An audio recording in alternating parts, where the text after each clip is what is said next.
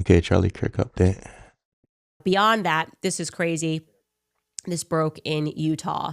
So the story goes, and I told you that the story was BS, but what the feds told us was that, grandpa's gun was missing, and then a friend called, and the dad, Tyler Robinson's dad, recognized his own son and then turned his son in. And I told you that was a lie. That's not how things went down. And I was called a liar, and no one believed that I had sources. Well, now, mysteriously, the footage of Tyler Robinson turning himself in. Yeah, this is insane. Like, come on, man. Like, something has to be going on here. Which should, in theory, show his dad and him walking in. His dad turned him in. Remember that storyline? Well, it doesn't seem like we're ever going to be able to get that footage because it's now missing, ? Take a listen to KUTV News investigating. On September 17th, 2025, Washington County Sheriff Nate Brooksby held a press conference. Our job was not to interview, our job was just to get him here. After Charlie Kirk's alleged shooter was taken into custody in Washington County less than 2 days after the shooting. Within the hour, my friend drove Tyler and his parents to my office, where he was greeted by plainclothes detectives. After learning of this, I submitted a public records request to obtain any video of Tyler Robinson walking into the jail facility. Washington County responded saying there were no records responsive to the request, as Robinson did not go to the jail area. Our request for any holding room video was denied. A few weeks later, I re-upped the request on a more generalized scale for surveillance video showing Tyler Robinson walking into the sheriff's office. For the state of Utah, we would certainly hope that this video is available. The response? Our office does not have any applicable records responsive to this request, as the surveillance footage is no longer available after the 30-day retention period. If in fact it has been destroyed and not preserved, it's very concerning. And if it has, then it's very concerning that they're telling you they don't have it. If they no longer have it, I would have expected to say that this video has been provided to the Utah County law enforcement. Please contact them.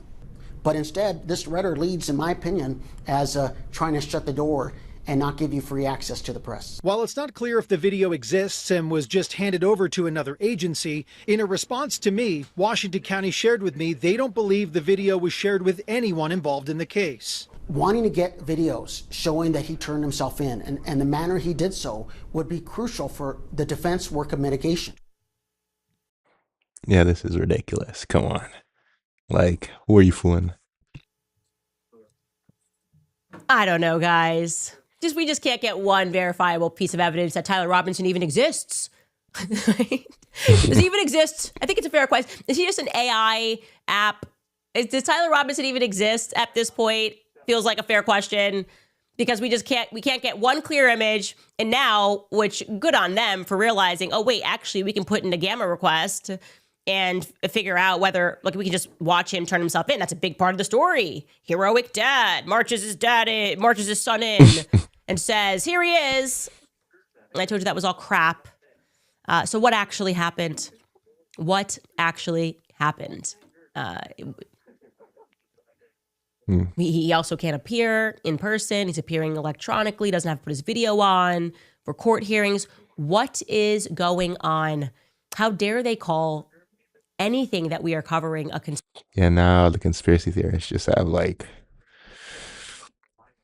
conspiracy theory. the full go ahead to do whatever. Conspiracy theory, I tell you what it is right now. I don't want you guys to be conspiracy theorists.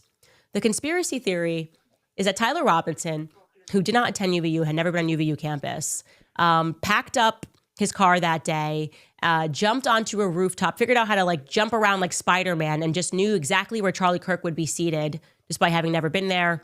Took one shot with 30-06 that got stopped because Charlie eats spinach. And then he swallowed it, actually, because it actually ricocheted down into his stomach. He then makes a hasty retreat into a Dairy Queen where he texts every minute of what he did to his lover.